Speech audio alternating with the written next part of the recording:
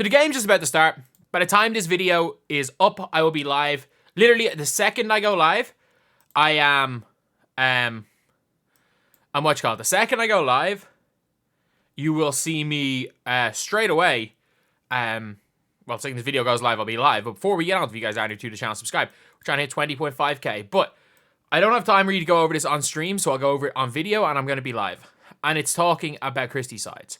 Like, first of all, fair play to like the single best media trained person ever is Caitlin Clark. Caitlin Clark asked around, gives a shout when you come, basically shouting out Indiana, talking about the ESPYs, how much women's basketball is part of the show. She's basically being asked about winning 2 ESPYs, and all she's talking about is how great women's basketball is part of the show. And then it was like, I won a record breaking. How did Serena Williams never win that award? And like, as someone who likes a bunch of tennis, Serena Williams, I think, was one off Margaret Court in the Open era Grand Slam record. So Serena was very, very close to winning the award. Serena just never did win the award, breaking the record. If Serena broke the 24 slam record, she ended on 23. If she broke the 24 slam record, then yeah, I think she would have got it. I think Federer got it for 20, so Serena Williams 100% would have won the award had she actually broke the record. But then, Christie Sides, why are you dropping Lexi Hull, first of all? But also, listen to this crap. Listen to this. And this is the worst thing you can say as a coach. This is the worst thing you can say as a coach ever. Just sure I'm going to be asked. Just want you guys to know, Liz is back in the start lineup. The reason for the change, the other night against Washington, was a team matter, and I'm sorry, guys, but I'm just not going to discuss team business. So we are moving forward, and we are looking forward to this game tonight against Phoenix. And there's no way she just said that. All she had to do was say it was tactical. All she had to do was say it was tactical, and I messed up. I thought it was going to work, and it didn't. At least just because as a coach, you're never going to make right decisions all the time. But she refused. She's thrown Nalyssa Smith under the bus. Now everyone's going to wonder, what did Nalyssa Smith do?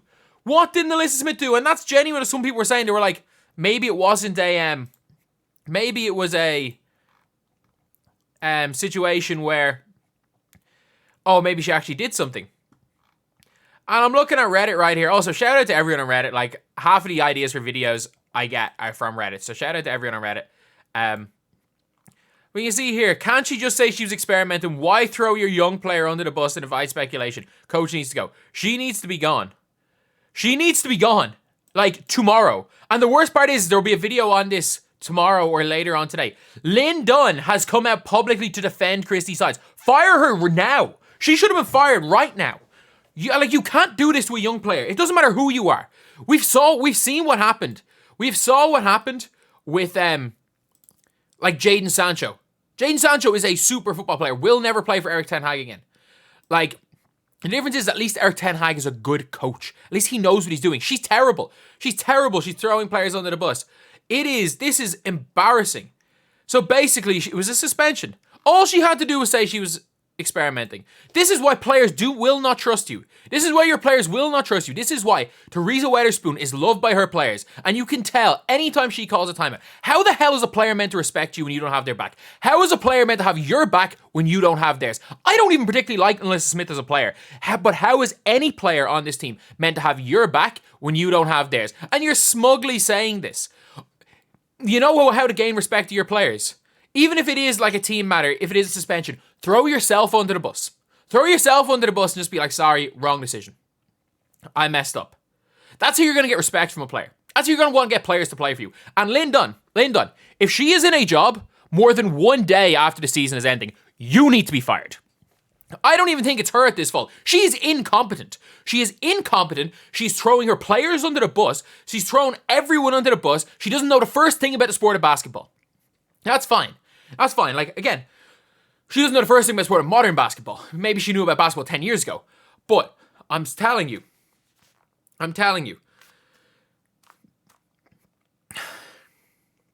she can't. She can't be in a job. This is embarrassing. This is absolutely embarrassing. Sounds like she's implying disciplinary action was taking place. Yeah, that's what happened. Doesn't matter. Doesn't matter.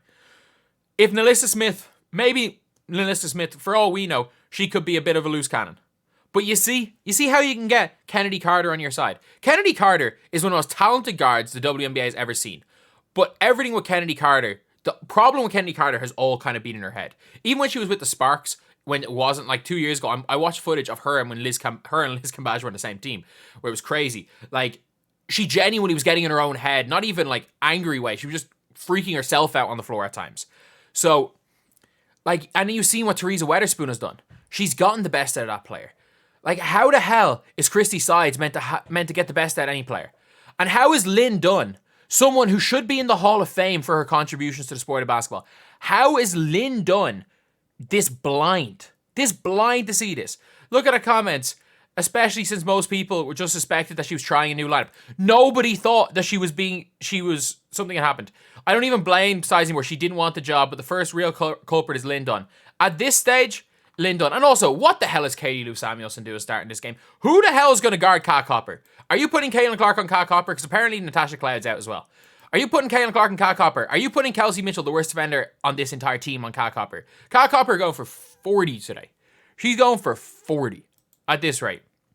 It's absolutely ridiculous. And I don't even think at the same time that it's media training. She just doesn't seem like a good person. Like, consistently throwing young players under the bus when you're supposed to be their leader. You're supposed to be the leader of these players, and you will do everything you can to throw them under the bus so people can go, oh, you can't blame me. When in reality, no. If you had just said, I messed up with the lineup, I was experimenting, it didn't work, we got Lyssa in early, and she had a good game. She's back in the starting lineup today, don't worry. That's all she has to say. And people will be like, okay, fair enough. Because, again, no one will ever blame a coach for trying to do something new. No one will ever do that, even if it's dumb. If you hold your hand up and say, yeah, probably shouldn't have done that, and then don't do it again. Like, that's what a coach should do. But no, she will consistently throw her young players under the bus. Like, what player? Like, I'm telling you, players will jump on the chance to play with Caitlin Clark. Even regardless of the fans' BS, you can literally just turn off social media and get away from that. But if you're like a Satu Sabali, who I think would really is a player that you could get for the Fever.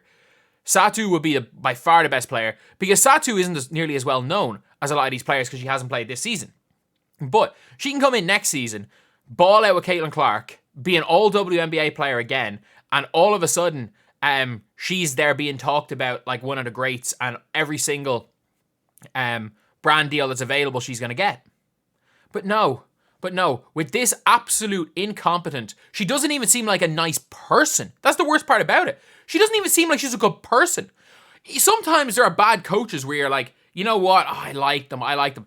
She doesn't even seem like a nice person. She might be lovely outside of basketball for all we know. But she doesn't even seem like a nice person. But anyway, that's the video. I will be live right now. Thank you guys for watching. Please like, comment, and subscribe.